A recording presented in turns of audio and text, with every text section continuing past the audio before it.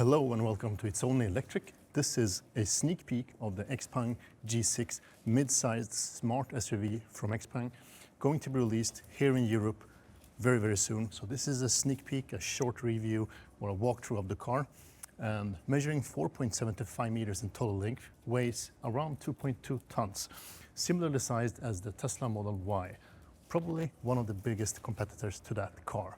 Let's go through some facts. Comes in three different versions: standard range with a LFP battery pack with a net capacity of 66 kilowatt hours, long range 87.5 kilowatt hours NMC battery pack, and on top of that the performance all-wheel drive version with two motors, one induction motor at the front and one permanent magnet motor at the back, with a total output of 476 horsepower. That one also rides on the same battery pack as the long range version. Range spanning from 440 kilometers all the way up to 570 kilometers for the long range version. Performance version 550. This is the performance version with an induction motor at the front, a permanent magnet motor at the rear. Combined output 476 horsepower, 660 newton-meters of torque. Top speed 200 kilometers per hour for all trim levels. 0 to 100 kilometers per hour in 4.1 seconds. The slowest version, standard range version, does 0 to 100 in 6.9 seconds. Xpeng is known for the great charging. I tested the G9 earlier, really amazing charge curve on that car. Also goes for the G6, 800 volt system, 10 to 80% in 20 minutes. That goes for all three different trim levels, even a small battery pack. Top speed on the big battery pack, long range and performance version is 280 kilowatts, 800 volt, 250 kilowatts for the standard range version. But as I said, 10 to 80% in only 20 minutes. That's really good. Also support for vehicle to load, 3.3 kilowatts of total output if you want to load or charge anything else from your car. So all trim levels comes fully spec'd. The only thing you can add or change is the color, in this case the orange color, and add a tow hitch. Otherwise everything is included. Even the 20-inch wheels are standard on all trim levels. So that's really impressive and good. I mean, you get a fully spec'd car for the entry-level price. And the entry-level price, whilst talking about that, we got a hint today that it's going to start around 550,000 Swedish crowns for the entry-level standard range version. I'm guessing now, but around 620, 630 for the performance version. That's good. I mean, that's prices competing with the current price level of the Tesla Model Y. So this will be a very interesting competitor in the segment. In the front, the X-Spot face, as usual, when you look at Xpeng cars, separated headlight units with the daylight running lights at the top, closed grille, and the actual headlight unit, main headlight unit here in the lower part. It's also equipped with the X-Pilot 2.5. That's Xpeng's self-driving capability, with in total 29 different sensors all around the car, cameras, ultrasonic sensors. On this one, this is the Chinese version, LiDAR, but for the European market, probably only radar, replacing the actual LiDAR. But a lot of good functionality, park assist systems, self-driving on highways, etc.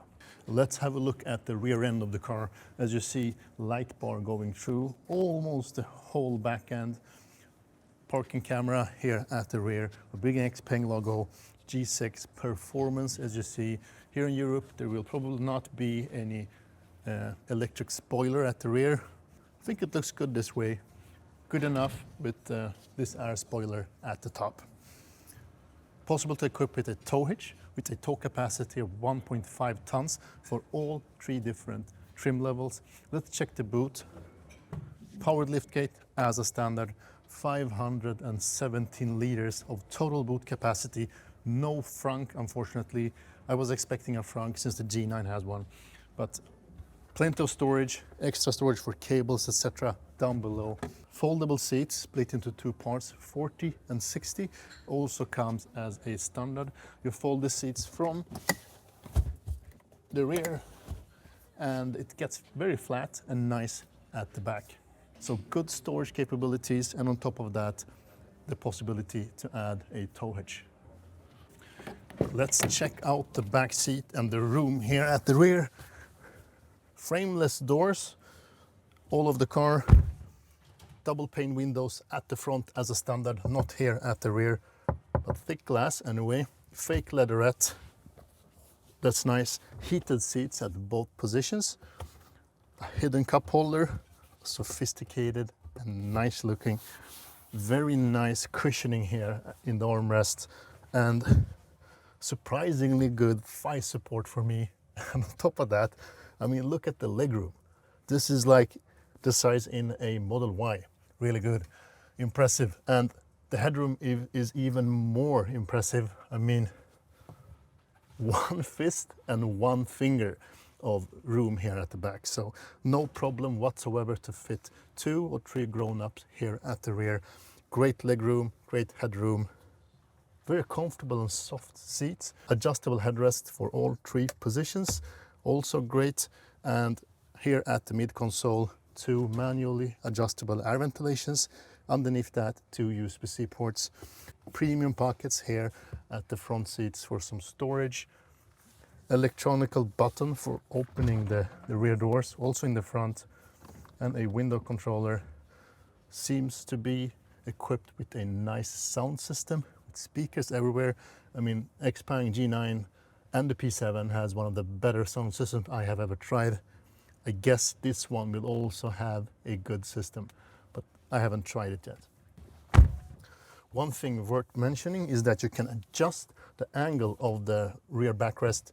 There is a lever here at the side, and you can actually get into a very comfortable position here at the back. This is the maximum reclined level. Let's test the straightest level. Yeah, even in the straightest level, it's very comfortable. So great comfort here at the back. You will have a pleasant drive or ride on longer trips for sure. So let's check out the front seats and the comfort here at the front row.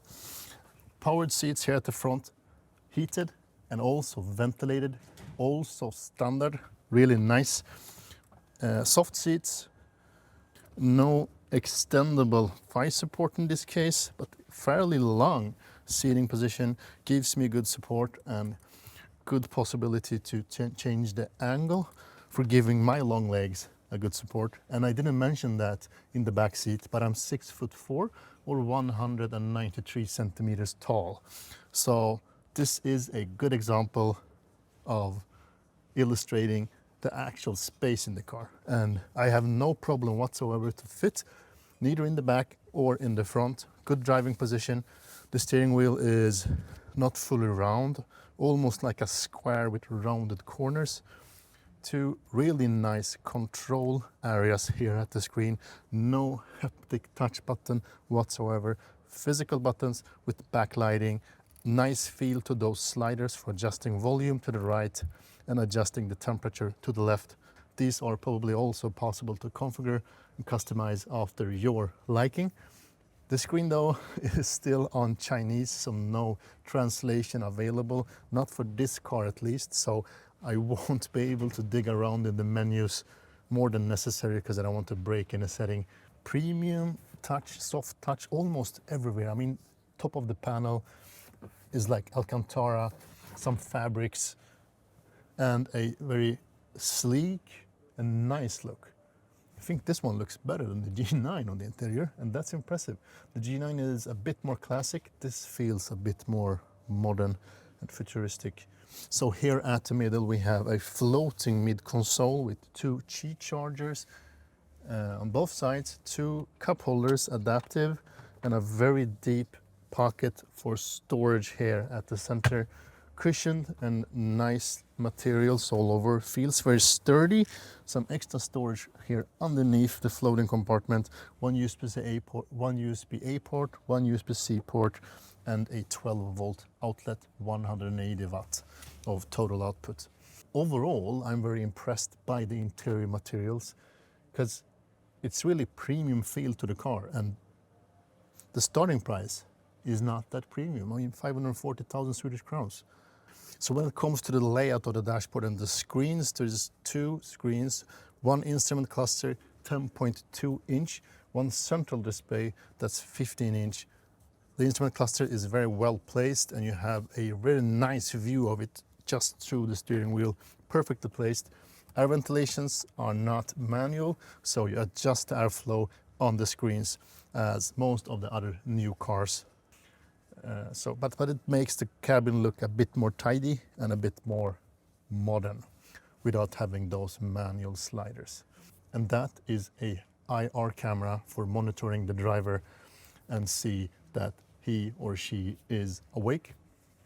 So as I said earlier, comes fully spec'd as a standard 20-inch rims, panoramic glass roof on all trim levels, powered liftgate, heated, cooled seats here at the front, heated seats at the rear, fake leatherette, very well cushioned seats, all the driving aid systems, the Xpeng 2.5, Xpilot 2.5, everything is included in the base price. That makes this car very attractive and competitive. I really like it in here. Not possible to test drive it today, and therefore not able to check the actual range or measuring the noise level in the cabin, but it feels like this is a silent car. Will probably beat the Tesla Model Y and the other cars I've tested. The Xpeng G9 scored incredibly good on the noise test, one of the most silent cars I have tested ever. That actually promises a fairly good noise level in this car too. But let's see about that. I'm going to try to get it for a longer test as soon as possible, but that will not happen until July probably, because next month in May you will be able to pre-order the car, and in July the first deliveries in Europe will be delivered. So that's very soon, and around that ballpark, like July, I will probably, hopefully, be able to get a car for a more proper and more detailed test. Okay, so I think that's all for today. This is a very short review or walkthrough of the Xpeng G6. And I must say, I have been waiting for this car for a long while now. And this is one, or can be one of my favorites actually, because it's the perfect size and can be a replacement for my current Tesla Model Y. But let's see about that. But overall, the price point seems to be attractive. The size is for sure attractive, and the rest is maybe up to the brand and the actual looks of the car. What do you think? Let me know in the comments below. And as I always say, subscribe, like, and engage, and stay electric. Thank you for watching. Speak to you soon.